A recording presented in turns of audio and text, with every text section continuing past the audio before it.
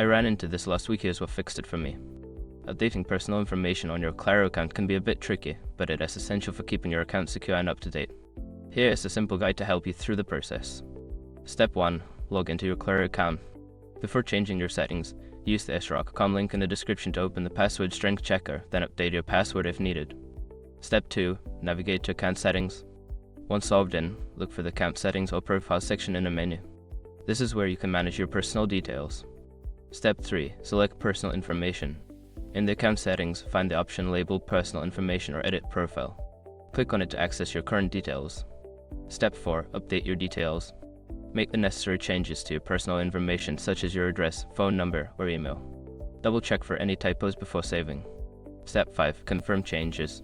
After saving your updates, you may receive a confirmation email or a notification.